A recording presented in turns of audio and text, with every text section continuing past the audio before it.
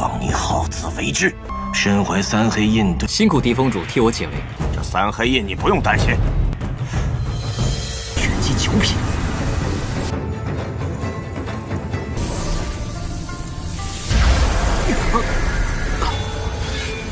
看我们在他们店铺门口看到了什么？我们去给他讲个天翻地。是这么回事哦。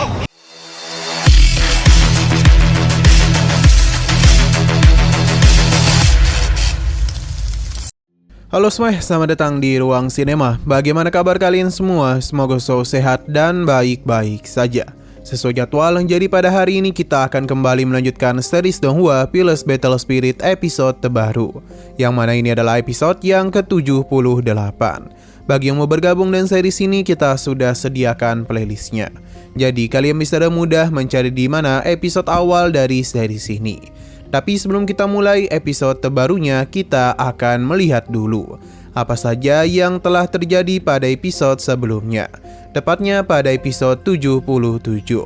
Kemarin Go Yongfeng menganggap kalau semua ini hanyalah keberuntungan semata saja.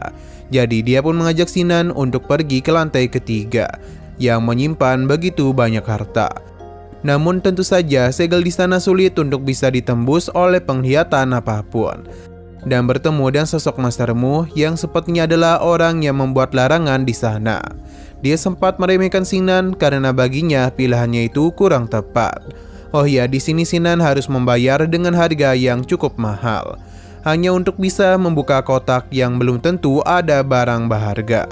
3 pilihan awalnya ditertawakan karena semua itu hanyalah sampah saja. Namun ketika Sinan menyentuhnya, sesuatu yang hebat pun mulai terjadi dan membuat orang-orang di sana terkejut. Bahkan ada salah satu harta Sinan yang ingin dibayar oleh para murid yang ada di sana, yang mana harga tawarannya sendiri begitu mahal. Hingga muncullah salah satu tetua dari aliansi bisnis yang juga tertarik dengan harta tersebut. Namun karena Sinan tidak mau memberikannya, dia pun kesal. Untung saja ada master dari Tanah Suci yang melindungi Sinan. Sekarang kita akan melanjutkan episode terbarunya. Di sini kita dibawa kepada sosok roh artefak, yang mana dia itu sedang melakukan pengawasan kepada Gong Yang. Karena bagaimanapun Sinan membawanya kemari karena dia menganggap Gong Yang layak menjadi calon penerus yang dicari-cari oleh roh artefak. Kekuatan yang dia serap dari tempat ini tidaklah main-main, yang membuat roh artefak semakin tertarik saja kepada Gong Yang. Sepertinya dia sudah membuat keputusan untuk menjadikan Gong Yang sebagai penerusnya.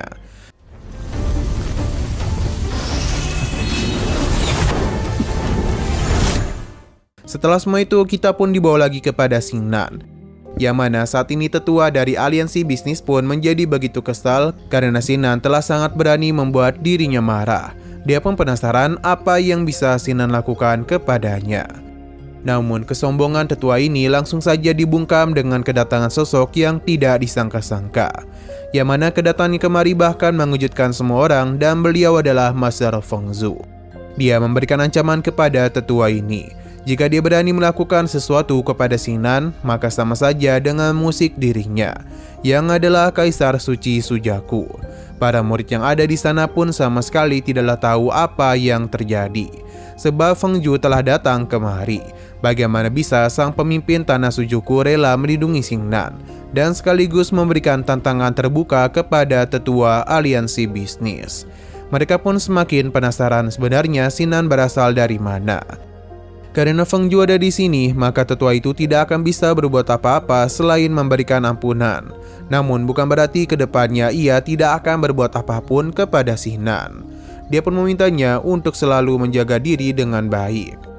Sinan berterima kasih karena Feng Zhu datang untuk menyelamatkannya. Feng Zhu hanya tertawa dan meminta Sinan untuk tidak mengkhawatirkan tentang 3 tanda hitam yang ada pada tubuhnya. Karena bagaimanapun dia adalah murid yang ditunjuk langsung oleh master tertinggi, jadi Tanah Suci sangatlah peduli kepadanya.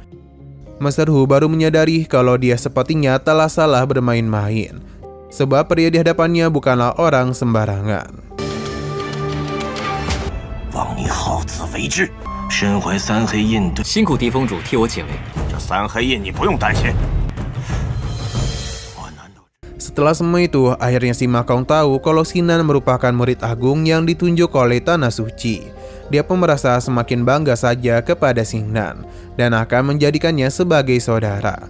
Dan begitulah Si Ma Kong bisa dilindungi oleh Xingnan. Si Ma Kong juga memberitahu kalau seleksi di Jiang Huangcheng telah dimulai. Xingnan tidak terlalu peduli dan meminta Si Ma Kong untuk mengajari dirinya teknik perubahan diri. Sebagai bayarannya, dia akan memberikan harta itu.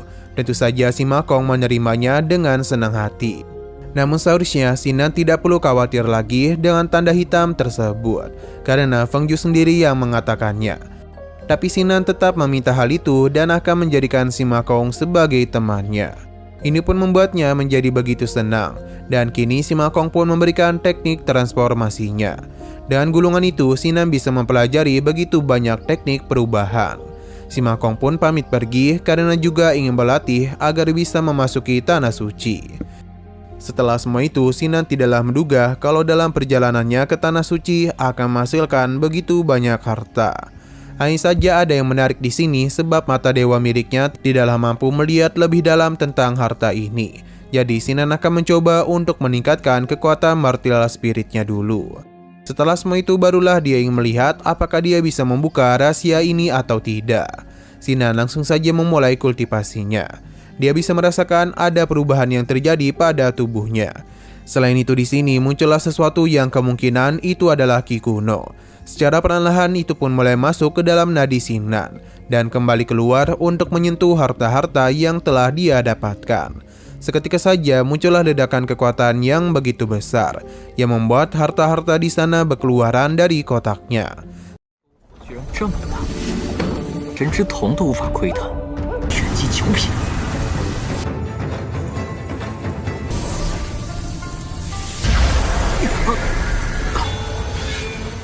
Xingnan menjadi bertanya-tanya apakah pecahan Imperial Dao bisa dilebur menjadi senjata Imperial Dao yang lengkap. Dengan begitulah Xingnan bisa mengendalikan semua senjata ini secara penuh. Total ada 9 fragmen senjata Imperial Dao yang telah berhasil Xingnan gabungkan. Kini dia pun menyimpan semua senjata tersebut ke dalam cincin penyimpanan. Kini dirinya hanya tinggal menikmati waktu perjalanan saja sambil memikirkan tentang harta yang masih belum bisa dirinya buka. Hingga sesaat kemudian Rong Benzong dan juga Miao Miao pun datang. Tapi entah kenapa mereka itu terlihat begitu kesal dan mengajak Xingnan untuk memberikan perlawanan kepada orang-orang dari aliansi bisnis. Xingnan pun penasaran mengapa mereka begitu emosi. Ternyata diam-diam Miao Miao dan juga Rong Benzong telah melakukan pengamatan kepada aliansi bisnis, yang mana mereka itu telah berbuat terlalu berlebihan. Semua pelangkat di depan toko sudah dipasang yang berisikan Xingnan dan juga para anjingnya tidak boleh masuk ke dalam toko. Xingnan akhirnya paham, jadi inilah alasan mengapa mereka begitu kesal. Miao Miao bahkan sudah tidak bisa menahan dirinya lagi. Selain itu mereka juga mendengar kalau besok Gu Yufeng akan mengadakan sebuah lelang. Jadi Miao Miao berencana untuk membuat keributan pada acara besok. Tapi Xingnan menghentikan hal tersebut karena dia masih memiliki ide yang lebih bagus lagi. Jadi dia pun segera memberitahu teman-temannya yang kemungkinan ini berkaitan dengan gulungan pemberian Si Ma Kong. 看我们在他们店铺门口看到了什么？我们去给他讲个天翻地。是这么回事Di sisi lain, Gu Yongfeng terlihat panik dan bertanya kepada Master Mu mengapa lelang pada hari ini hanya menampilkan beberapa harta saja dari toko Z. Ternyata lelang tahun lalu telah membuat antrian panjang bagi para kultivator. Jadi dia khawatir kejadian dulu akan kembali terjadi. Tampaknya berita ini telah memberikan wawasan bagi mereka untuk mengidentifikasi harta karun terlebih dahulu. Ini juga telah membuat reputasi Gu Yongfeng memudar. Gu Yongfeng menyalahkan semua ini kepada Xingnan. Karena bagaimanapun akibat ulahnya lah mereka telah rugi banyak. Sesaat kemudian mereka pun dikejutkan dengan kedatangan orang suci. Namun dari tingkah laku mereka saja ada yang tidak beres, yang seakan-akan ini bukanlah mereka. Tanpa kecurigaan apapun, Gu Yongfeng dan Master Mu segera memberikan hormat sekaligus penasaran mengapa mereka bisa datang kemari. Padahal Gu Yongfeng sendiri yang membaca suratnya kalau mereka telah kembali pergi ke aliansi bisnis demi perjalanan ke tanah suci. Namun perkataannya malah membuat utusan aliansi bisnis kebingungan. Sebenarnya tujuan mereka kemari adalah untuk membantu Tokoji dalam menyelesaikan pelelangan. Karena bagaimanapun mereka tahu masalah yang sedang terjadi di sini. Jadi karena itulah mereka sudah membawa penilai tambahan yang adalah Lin Xingxiao. Seharusnya kalian sudah bisa menebak siapa orang-orang ini yang sebenarnya. 有何吩咐啊？吩咐谈不上，真的？